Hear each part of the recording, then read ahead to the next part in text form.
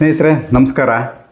ಈಗ ಹೊಸ ಶಾಲೆಗಳೆಲ್ಲ ಶುರುವಾಗಿದೆ. ಈಗ ಶಾಲೆಗಳಲ್ಲಿ ಬ್ರಿಡ್ಜ್ ಕೋರ್ಸ್ ಅಂತ ಮಾಡ್ತಾ ಇದ್ದಾರೆ. ಸೇತು ಬಂಧ ಏನಿದು ಅಂತ ಹೇಳಿದ್ರೆ, ಹಿಂದಿನ ತರಗತಿಯ ಕಲಿಕಾ ಅಂತರಗಳನ್ನು ಸರಿದೂಗಿಸಿ ವಿದ್ಯಾರ್ಥಿಯನ್ನು ಹೊಸ ತರಗತಿಗೆ ಅವನನ್ನು ಸಜ್ಜು ಮಾಡುವಂಥದ್ದು. ಉದಾಹರಣೆಗೆ, ಹಿಂದಿನ ತರಗತಿ 8ನೇ ಕ್ಲಾಸ್ ಆಗಿದ್ದರೆ ಈಗ 9ನೇ ಕ್ಲಾಸಿಗೆ ಬಂದಿದ್ದಾನೆ ವಿದ್ಯಾರ್ಥಿ ಅಂತ ಹೇಳಿದ್ರೆ, ಹಿಂದಿನ 8ನೇ ತರಗತಿಯ ಕಲಿಕಾ ಅಂತರಗಳನ್ನು ಸರಿದೂಗಿಸಿ ಅವನನ್ನು 9ನೇ ತರಗತಿಗೆ ಸಜ್ಜು ಮಾಡ್ತಕ್ಕಂಥದ್ದು.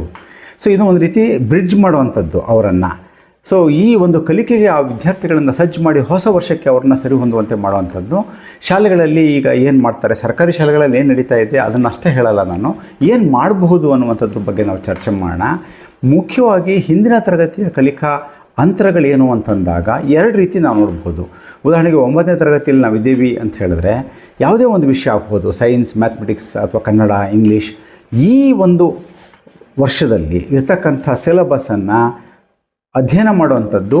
ಆ ಒಂದು ಸಿಲೆಬಸ್ನಲ್ಲಿ ಮುಖ್ಯವಾದ ಅಂಶಗಳು ಏನಿದೆ, ಹಿಂದಿನ ತರಗತಿಯ ಅಂಶಗಳು ಪುನರಾವರ್ತನೆ ಆಗಿದ್ದರೆ ಅಥವಾ ಮುಂದುವರೆದಿದ್ದರೆ ಈ ಅಂಶಗಳಲ್ಲಿ ಯಾವುದು ಅನ್ನೋದನ್ನು ಗುರ್ತಾಕ್ಕೊಂಡು ಹಿಂದಿನ ತರಗತಿಯಲ್ಲಿ, ಉದಾಹರಣೆಗೆ 9ನೇ ತರಗತಿಯಲ್ಲಿ ಯಾವುದೋ ಮ್ಯಾಥಮೆಟಿಕ್ಸಲ್ಲಿರ್ತಕ್ಕಂಥ ಪರಿಕಲ್ಪನೆಗಳು 8ನೇ ತರಗತಿಯಲ್ಲಿ ಮುಂದುವರೆದ ಭಾಗ ಆಗಿದ್ದರೆ, ಆ ಭಾಷೆಗಳಲ್ಲಿಯೂ ಸಹ ಆ ರೀತಿಯಲ್ಲಿ ಮುಂದುವರೆದ ಪರಿಕಲ್ಪನೆಗಳು ಇರುವಂಥದ್ದು.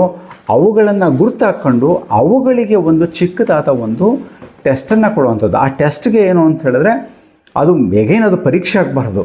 ಸೇತು ಬಂಧದಲ್ಲಿ ಕೊಡ್ತಕ್ಕಂಥ ಒಂದು ಟೆಸ್ಟ್ ಏನಿದೆ, ತುಂಬ ಒಂದು ಇನ್ಫಾರ್ಮಲ್ ಟೆಸ್ಟ್ ಇರಬೇಕಾಗತ್ತೆ. ಸೌಹಾರ್ದಯುತವಾಗಿ ತುಂಬ ಆಹ್ಲಾದಕರವಾಗಿ ನಡೆಯುವಂಥ ಟೆಸ್ಟ್ ಆಗಿರಬೇಕಾಗತ್ತೆ ಮೊದಲನೇದು.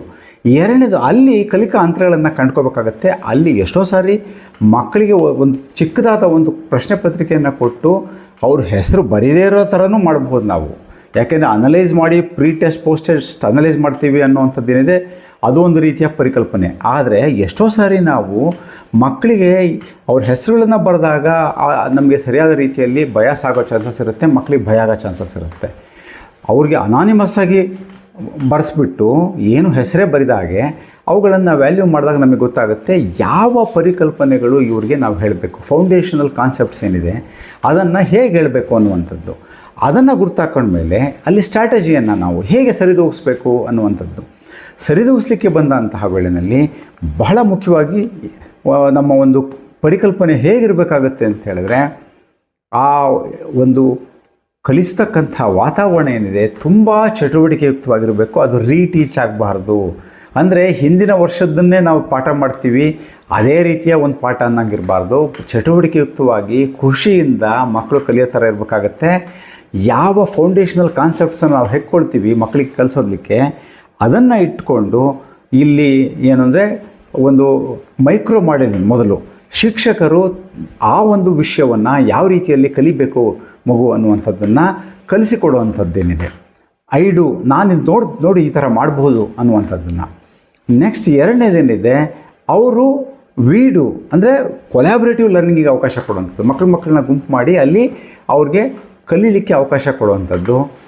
ಮೂರನೇ ಸ್ಟೇಜ್ ಏನಿದೆ, ಡು ಅಂತಂದಾಗ ನಾನೇ ಮಾಡ್ತೀನಿ, ಐಡು ಅಂತಂದಾಗ ಇಂಡಿಪೆಂಡೆಂಟ್ ಇಂಡಿವಿಜುವಲ್ ಸಕ್ಸಸ್, ಅದು ಅವರೇ ಮಾಡುವಂಥದ್ದು. ಅಂದರೆ gradual release of responsibility, GRR ಅಂತಾರೆ. ಮೊದಲು ಸ್ವಲ್ಪ ಇಟ್ಕೊಂಡು ನಾನು ಸ್ವಲ್ಪ ತೋರಿಸೋವಂಥದ್ದು ಮಕ್ಕಳ ಜೊತೆ ಮಾಡ್ತಾರೆ, ಮತ್ತು ಅವರೇ ಸ್ವಂತವಾಗಿ ಮಾಡ್ತಾರೆ. ಆಗ ಅವ್ರಿಗೇನಾಗುತ್ತೆ, ಒಂದು ಕಾನ್ಫಿಡೆನ್ಸ್ ಬರುತ್ತೆ ಅನ್ನುವಂಥದ್ದು. ಈ ದೃಷ್ಟಿಯಲ್ಲಿ ತುಂಬ ಬೇಸಿಕ್ಕಾದ ಕಾನ್ಸೆಪ್ಟ್ಸ್ ಬರ್ತಾ ಇಲ್ಲ ಅವ್ರಿಗೆ, ಫೌಂಡೇಶನಲ್ ಲಿಟ್ರೇಸಿ ನ್ಯೂಮರೇಸಿನೇ ಬರ್ತಿಲ್ಲ ಅಂತ ಹೇಳಿದ್ರೆ, ಅದನ್ನು ಎರಡು ರೀತಿಯಲ್ಲಿ ನಾವು ಇದು ಮಾಡಬೇಕಾಗತ್ತೆ. ಆ ಒಂದು ಪರಿಕಲ್ಪನೆಗಳನ್ನು 15 ದಿವಸದಲ್ಲಿ ನಾವು ಬ್ರಿಡ್ಜ್ ಮಾಡೋಕ್ಕಾಗಲ್ಲ. ಅವ್ರಿಗೆ ಒಂದು ಸಪ್ರೇಟ್ ಆದ ಒಂದು action plan in the sense ಅವ್ರನ್ನ ಒಂದು ಸೌಹಾರ್ದಯುತವಾಗಿ ನೋಡ್ಕೋಬೇಕಾಗತ್ತೆ. ತುಂಬ ಅವ್ರಿಗೆ ಸರಳಯುತವಾಗಿ ಅವ್ರಿಗೆ ಕಾನ್ಫಿಡೆನ್ಸ್ ಬರೋ ಥರ ಮಾಡಬೇಕಾಗತ್ತೆ. ಮುಖ್ಯವಾಗಿ ಸ್ಕಿಲ್ ಡೆವಲಪ್ಮೆಂಟ್ಗೆ ಅವಕಾಶ ಕೊಡಬೇಕಾಗತ್ತೆ. ಅಂದರೆ ಯಾವ ರೀತಿ ಕಲಿಬೇಕು, ಬ್ರೈನ್ ಹೇಗೆ ಕೆಲಸ ಮಾಡುತ್ತೆ ಅನ್ನೋಂಥದ್ದನ್ನು ತುಂಬ ಸರಳವಾಗಿ ಮಕ್ಕಳಿಗೆ ಅವ್ರಿಗೆ ಹೇಳ್ಕೊಡೋದ್ರ ಮೂಲಕ ಆ ಕನೆಕ್ಷನನ್ನು ಬಿಲ್ಡ್ ಮಾಡಬೇಕಾಗತ್ತೆ, ಕಾನ್ಫಿಡೆನ್ಸನ್ನು ತುಂಬಬೇಕಾಗತ್ತೆ. ಈ ವರ್ಷದಲ್ಲಿ ಅವರು ತುಂಬ ಖುಷಿಯಿಂದ ಅವರೇ ಸ್ವತಃ ಕಲೀಲಿಕ್ಕೆ ಸಹಾಯ ಆಗುವಂತೆ ಅವ್ರನ್ನ ಸಜ್ಜು ಮಾಡಬೇಕಾಗತ್ತೆ. ಎಷ್ಟೋ ಸಾರಿ ಶಾಲೆಗಳಲ್ಲಿ ಎಲ್ಲ ವಿದ್ಯಾರ್ಥಿಗಳು ಬಂದ ಮೇಲೆ ನಾನು ಮಾಡ್ತೀನಿ ಅಂತೀವಿ ನಾವು, ಏನು ಬ್ರಿಡ್ಜ್ ಕೋರ್ಸನ್ನು, ಪ್ರೀ ಟೆಸ್ಟನ್ನು ಕಲ್ಪನೆ ಪೋಸ್ಟ್ ಟೆಸ್ಟ್ ಕಲ್ಪನೆಗಿಂತ ಮಧ್ಯದಲ್ಲೇ ಪ್ರತಿ ಒಂದು ದಿವಸದಲ್ಲಿ ಚಟುವಟಿಕೆ ಮಾಡಿದಾಗ ಒಂದು ಎಕ್ಸಿಟ್ ಟಿಕೆಟ್ ಅಂದರೆ ಒಂದು ಚಿಕ್ಕದಾದ ಒಂದು ಹಾಳೆನಲ್ಲಿ ಆ ಒಂದು ಘಟಕಾಂಶಕ್ಕೆ ಸಂಬಂಧಪಟ್ಟಂಥ ಒಂದು ಸ್ಮಾಲ್ ಆದ ಒಂದು ಅಸೆಸ್ಮೆಂಟನ್ನು ಬರೆಯುವಂಥದ್ದು. ಆ ಪ್ರಶ್ನೆಗೆ ಅವ್ರನ್ನ ಇಸ್ಕೊಂಡಾಗ ಎಷ್ಟು ಮಟ್ಟಿಗೆ ಕಲ್ತಿದ್ದಾರೆ ಅವರು ಅನ್ನುವಂಥದ್ದನ್ನು ನೋಡ್ಕೊಳ್ಳುವಂಥದ್ದು. ಆಮೇಲೆ ನಾವು ಕಂಟಿನ್ಯೂಸ್ ಕಾಂಪ್ರಿಹೆನ್ಸಿವ್ ಎವ್ಯಾಲ್ಯೂಯೇಷನ್, ಅವ್ರ ಜೊತೆ ಮಾತನಾಡ್ತಾ ಚರ್ಚೆ ಮಾಡ್ತಾ ಯಾವ ಮಗು ಕಲಿತಾ ಇದೆ, ಯಾವ ಮಗು ಕಲಿತಿಲ್ಲ ಗೊತ್ತಾಗ್ತದೆ. ಈ ದೃಷ್ಟಿಯಲ್ಲಿ ನೋಡಿದಾಗ ಪ್ರೀ ಟೆಸ್ಟ್ ಪೋಸ್ಟ್ ಟೆಸ್ಟನ್ನು ಕಲ್ಪನೆಗಿಂತ ಪ್ರತಿ ದಿವಸದಲ್ಲೂ ಚಟುವಟಿಕೆಗಳಲ್ಲಿ ಮಕ್ಕಳು ಹೇಗೆ ಕಲಿತಾ ಇದ್ದಾರೆ ಅಂತ ಗೊತ್ತಾಗ್ತದೆ.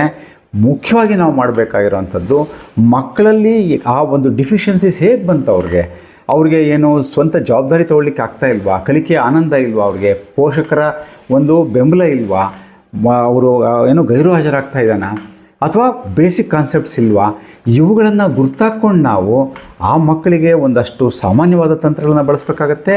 ಇನ್ನೊಂದಷ್ಟು ಮಟ್ಟಿಗೆ ಅವ್ರಿಗೆ ಒಂದು ವೈಯಕ್ತಿಕವಾದ ತಂತ್ರಗಳನ್ನು ಬಳಸಬೇಕಾಗತ್ತೆ.